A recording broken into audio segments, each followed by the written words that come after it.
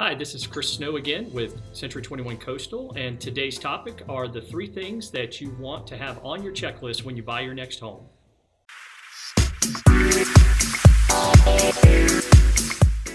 And before we get started, I want to remind you of 2 resources on my blog. If you are looking at purchasing a home, please click here. If you're looking at selling a home, please click here. And now back to today's topic, the 3 things that must be on your checklist when buying your next home. The first thing that you should be looking at when making your checklist is, do I want newer construction, or do I want to find something that is a little bit more established, maybe in a historic area? Once you've found that out, that will lead you to the next couple of things that we'll talk about. But really important to find out, what type of home are you looking for? Are you the type of person that wants to have everything brand new when you move in, or do you like little projects and making things your own? The second thing we want to look at when we're putting together our checklist are what communities have the types of properties that we're looking for. So we've already established that we're either going to do newer construction or newer type homes, or we're going to go into more historic areas. So once we have the communities that have those types of properties, we really want to drill down on those. Finding the right house in those neighborhoods is key. Again, we're looking for what fits our lifestyle. The things that we like to do on a day in and day out basis. What communities have those types of lifestyles and has those types of homes. Like what I always tell people is that you can find the right house in the wrong neighborhood, and it's still the wrong house. So we really want to make sure that we're finding it in the right neighborhood for us.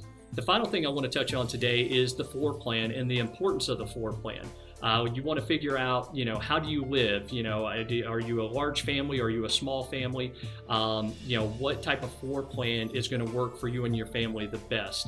When we go into homes, a lot of times there are a lot of things that can be changed about the house that are very easy, whether it's, colors inside, older appliances, older dated landscaping, those types of things can be changed. The floor plan, it's very, very difficult to change the floor plan without having to do major renovation and major construction. So we want to make sure that the floor plan, above and beyond anything else, works for us when we find that next home. The last thing I want to note today is not so much a checklist item, but just more of a reminder that when you're buying a home, there are things that you want to have on your checklist to make sure about the home.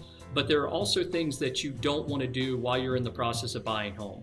The first thing is don't change jobs.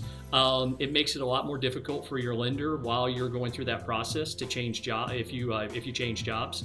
Another thing is don't go out and make any major new purchases that are on credit.